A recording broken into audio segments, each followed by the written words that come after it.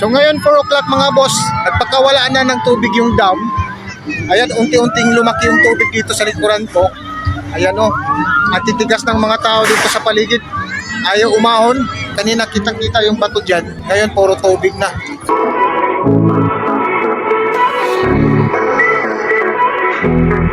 Dahil nga sa sobrang init ng panahon mga boss ay isasama ko kayo sa aming summer getaway sa kabundukan ng Norsagaray, Bulacan na kung saan isang napakagandang ilog ang aming pinuntahan, ang Canyacan River. From San Jose del Monte, Bulacan nga mga boss ay maaga kami bumiyahe na kung saan alas 7 pa lang ng umaga ay binabaybay na namin ang kahabaan ng Quirino Highway. Ngunit ang masaklap sa aming pagmamadali ay bigla kaming napahinto. Napahinto muna kami ng bagya dito dahil ayan o, nag-usap-usap po na kami dahil naiwan yung kanin anak ng tokwa.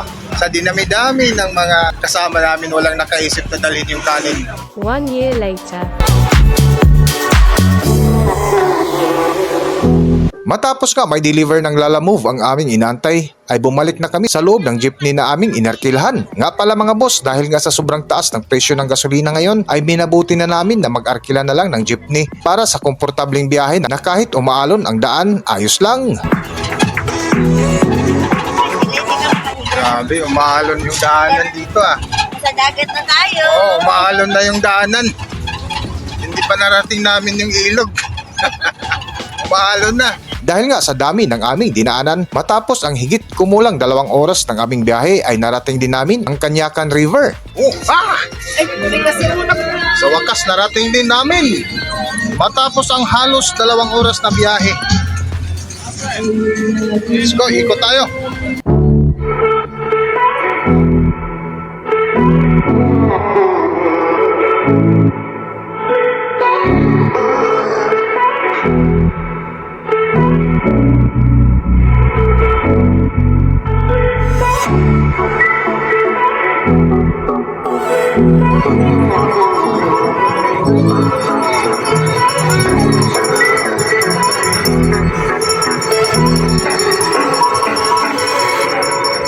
Trivia lang mga boss, ang Canyacan River nga pala sa Norsagaray, Bulacan ay kilala bilang isang nakatagong destinasyon na may malinaw na tubig, may mga malalaking bato at magandang tanawin ng kalikasan. Ito ay sikat na pasyalan para sa paglangoy, picnic at pagre-relax na walang entrance fee base sa mga ulat sa Facebook. Wala nga kami sinayang na oras mga boss na kung saan hinanda agad namin ang aming dala ng mga pagkain at ang iba naman pagdating ay lumusong agad sa tubig. At dahil curious nga ako sa lugar mga boss ay minabuti ko muna mag-ikot-ikot sa paligid. Kung mapansin mo ay napakababaw ng tubig, nakitang-kita mo ang mga bato sa paligid. Pansin nyo nga mga boss, napakababaw ng tubig ngayon, kitang-kita mo yung mga naglutangan ngayon na bato.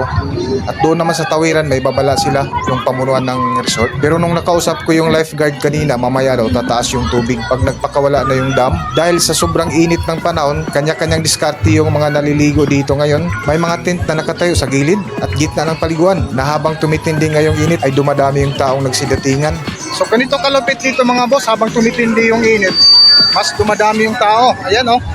Kung makikita nyo sa likuran ko, oh. Ayan. Maraming tao. So tara, ikot lang tayo.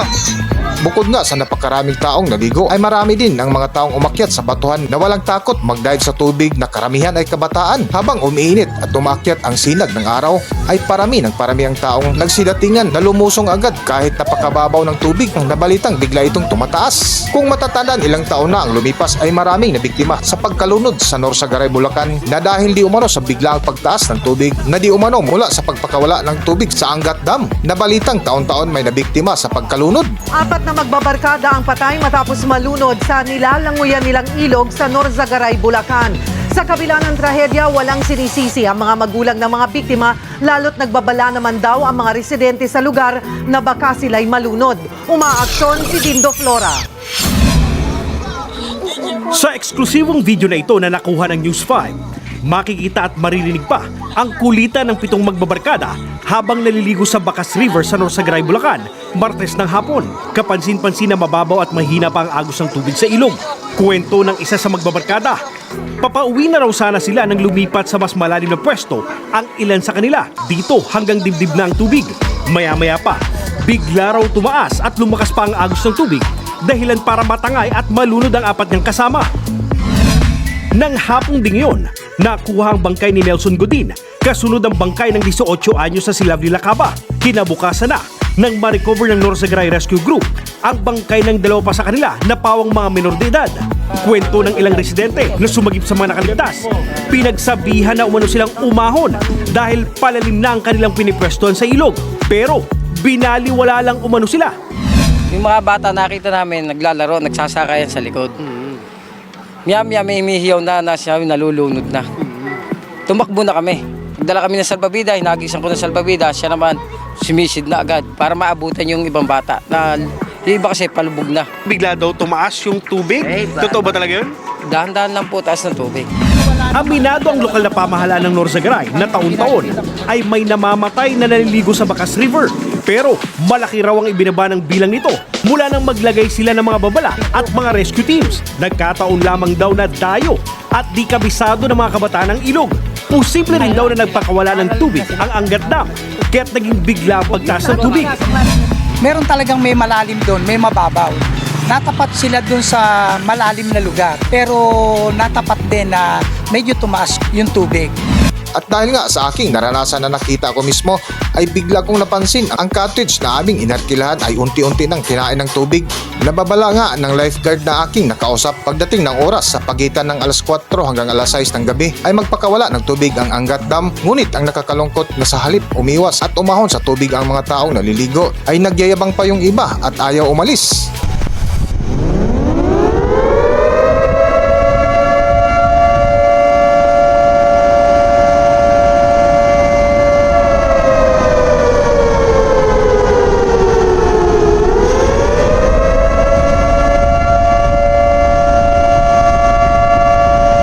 So ngayon 4 o'clock mga boss, nagpakawalaan na ng tubig yung dam. Ayan, unti-unting lumaki yung tubig dito sa likuran ko. Ayan o, at titigas ng mga tao dito sa paligid. Ayaw umahon. Ayan o. So ayan mga boss, kitang-kita nyo yung tubig. Ang bilis lumaki. Wala pang 5 minutes pero yung tubig ko grabe ang laki na o. So ganun dito tuwing hapon, siguro mga 4 to 6 ng hapon. Pinapakawalan yung tubig sa dam. Eh kung makikita mo, ayan o, kanina kitang-kita yung bato dyan, ngayon puro tubig na. Hanggat dito na lang muna ang ating video at kung nagustuhan nyo, huwag kalimutan mag-follow at mag-subscribe. Maraming salamat.